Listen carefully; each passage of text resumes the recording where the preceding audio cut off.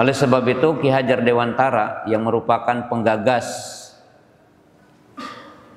pendidikan di Indonesia dan memiliki falsafah tentang pendidikan di Indonesia, dan senantiasa kata-kata beliau menjadi dasar berpikir tentang pendidikan. Beliau mengatakan, dan termasuk gagasan memerdekakan Indonesia di saat itu, karena Ki Hajar Dewantara hidup dalam fase sebelum merdeka Indonesia. Beliau mengatakan pendidikan adalah trisentra pendidikan, yang ini dilalaikan oleh seluruh anak bangsa ini, baik pemimpinnya ataupun mungkin kita sebagai rakyat, yaitu yang dinamakan trisentra pendidikan, yang tidak mungkin satu bangsa, satu generasi akan baik kecuali bersinergi tentang tiga kekuatan ini, yaitu sekolah, kemudian rumah, dan lingkungan masyarakat. Bersinergi bagaimana membangun satu generasi yang baik, yang memiliki moral, yang memiliki nilai-nilai kepemimpinan, moral yang baik, ketangguhan, dan memiliki skill untuk berdaya saing dalam hidup ini. Kalau ketiga ini tidak bersinergi, maka tidak mungkin akan tercipta satu generasi yang baik. Kalau kita mengatakan 2045 adalah Indonesia emas, maka mungkin yang kita lihat adalah Indonesia cemas, bukan Indonesia emas. Kita berharap 2035 yang dinamakan bonus demografi menyongsong 2045, di mana penduduk negara ini umur 15 tahun sampai 60 adalah 70% adalah masa produktif yang bisa membangun negara ini. Tapi kalau kita melihat kondisi hari ini, maka bisa dikatakan generasi cemas. Karena kalau kita lihat kondisi hari ini, bahwa yang terdeteksi yaitu judi online, itu kita tidak berbicara orang tua, tidak berbicara anak muda. Data statistik telah melaporkan di tahun 2023 menjelang 2024 itu 80.000 anak di bawah 10 tahun itu terlibat judi online. Ini sesuatu yang mengerikan.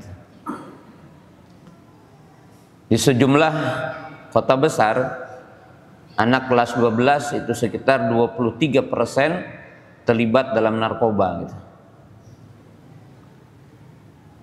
Bahkan saya sebagai orang yang berkecimpung dalam dunia pendidikan, yang terlibat pinjaman online itu 48% adalah guru gitu. Yang menunjukkan mungkin perhatian negara dan perhatian masyarakat kita terhadap guru adalah tidak sempurna, sehingga menyebabkan sebagian guru itu terlibat dalam peminjaman. Di sebagian kota besar,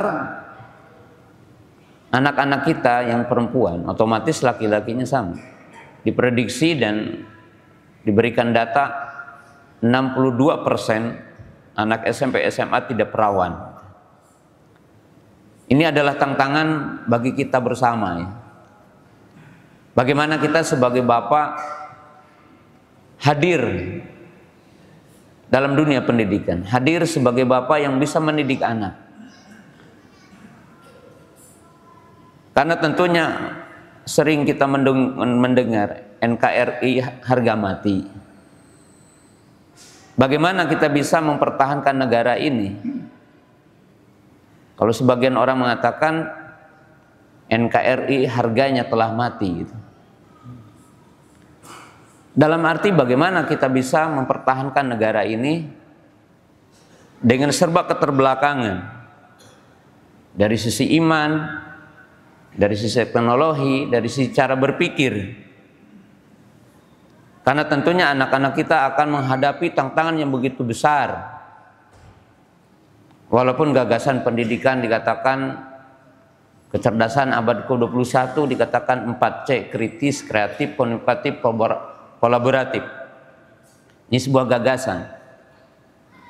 Tapi gagasan ini mungkin tidak akan tercapai manakala kita sebagai orang tua tidak memiliki satu perhatian bagaimana kita mendidik anak,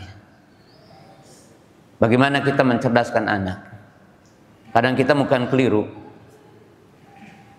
Di pagi hari ini saya di waktu subuh tadi lewat diberitakan ada anak 13 tahun itu gantung diri. Alasannya apa? Karena dipaksa sama orang tuanya disuruh pesantren. Mungkin ini bisa jadi framing tentang pesantren jadi buruk. Tapi sebenarnya bukan berkaitan dengan pesantrennya. Tapi berkaitan kita sebagai orang tua yang kadang kita ingin instan semuanya mendidik anak gitu. Anak selama 13 tahun tidak dididik, tiba-tiba ingin dipesantrenkan. Awalnya tidak dididik. Karena hidup ini pembiasaan, hidup itu bimbingan ya. Bukan semata-mata kita ingin anak baik kemudian kita lempar begitu saja. Sehingga anak tidak tahu dan tidak tahu fungsinya. Kenapa saya harus ke sana? Ini poin yang sangat penting untuk kita sedikit paham kepada tugas kita, Pak. Sebagian para bapak, sebagian orang tua, dan ini mungkin sebagian besarnya, menganggap pendidikan itu hak istri. Saya cari nafkah dan istri yang mendidik anak. Umumnya begitu ya, Pak. Sebagian di antara kita kalau anak udah di pesantren menganggap udah selesai mendidik anak. Sehingga satu jurnal, dan ini jurnal internasional di dunia, bapak-bapak bisa searching di Google ya, atau mungkin para ahli bisa searching dengan jurnal yang benar, yaitu dinamakan Fatherless. Apa itu Fatherless? Sebuah judul yang mengatakan bapak yang hadir dianggap tidak hadir anaknya. Jadi keberadaan bapak tidak dianggap sebagai sosok yang menyenangkan di rumahnya. Anak tidak berasa nyaman. Dan data mengatakan ada 3 negara di dunia yang